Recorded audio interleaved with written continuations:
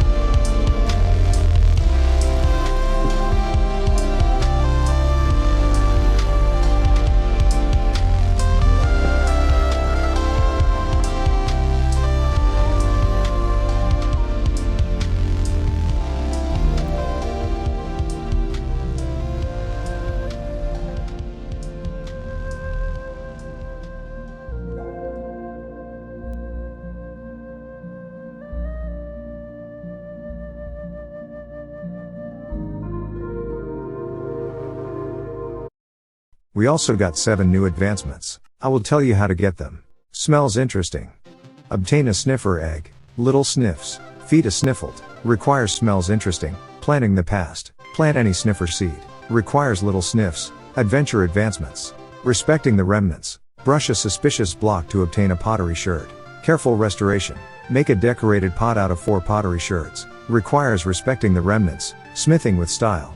Apply these smithing templates at least once. Spire, snout, rib, ward, silence, vex, tide, wayfinder. Requires crafting a new look.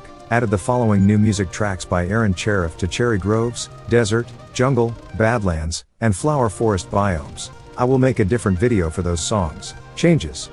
Both types of skulk sensors now stay in their cooldown phase for 10 ticks, with other phase timings being adjusted to compensate.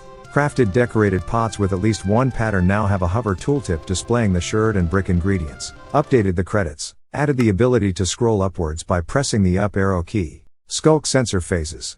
Skulk sensors and calibrated skulk sensors have 3 phases: inactive, active, and cooldown. The default phase is inactive. This phase lasts indefinitely until the block receives a vibration. During this phase, the block is able to listen to nearby vibrations until one has been scheduled. When a scheduled vibration is received, the block switches to the active phase. This phase lasts 30 game ticks for skulk sensors, and 10 game ticks for calibrated skulk sensors. During this phase, the block stops listening to nearby vibrations, wiggles its tendrils and emits a redstone signal and light. After the active phase has finished, the block switches to a cooldown phase. This phase lasts for 10 game ticks. During this phase, the block keeps wiggling its tendrils, but no longer emits a redstone signal nor light. Finally, once this phase is finished, the block will switch back to the inactive phase.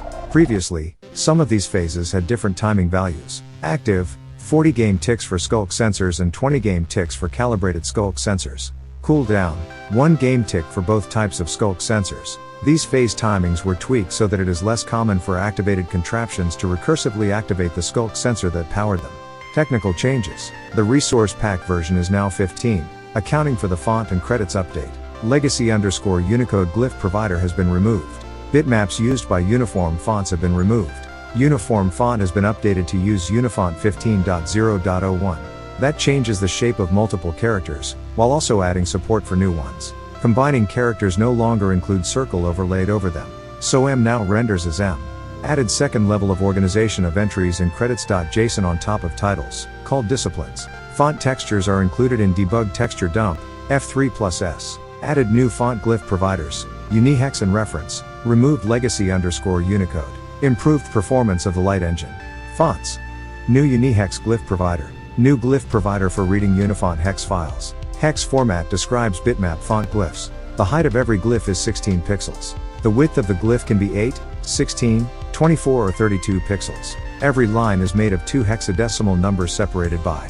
The first value describes the code point. It must have 4, 5 or 6 hex digits. The second value describes glyphs as a stream of bits, line by line. When rendering, empty columns on the left and right side of the glyph are removed. Custom glyph widths can be set with size_overrides. Provider requires 2 fields. Hex_file, path to zip archive containing 1 or more. Hex files, files in archive with different extensions are ignored. Size_overrides, list of code point ranges that should have width different than auto-detected, based on empty space in glyph. Fields. From, to, start and end of code point range, inclusive. Left, right, integers describing position of leftmost and rightmost columns of glyph in range. Any bits in columns outside this range will be discarded. New reference glyph provider. New glyph providers can be used to include providers from other fonts. Providers are guaranteed to be loaded only once, no matter how many times they are included. Provider has one field id that describes other fonts to be included in the currently loaded one. Inclusion is performed after all fonts are loaded, so it will include all providers for a given font defined in all data packs. Removed legacy_Unicode glyph provider. Legacy_Unicode glyph provider has been removed. This functionality has been replaced by a Unihex provider. Here's some bug fixes too. Minecraft not using latest Unifont Unicode chart. Characters are missing. Minecraft does not render characters in Unicode MB4 range. Block light updates don't cross chunk borders properly when updated. Missing textures in Minecraft uniform font. When light emitting blocks generate as ores, they do not emit light. In the credits, an opening parenthesis is missing for Riley Mans. In the credits, a closing parenthesis is missing for Conrad Jauko. In the credits, Lion Bridge is misspelt in one place. In the credits, Insight is misspelt in one place. Certain names are listed twice in the credits. Credits.json, line 2632 has typo in C instead of O. Lighting can still occasionally lag behind world generation.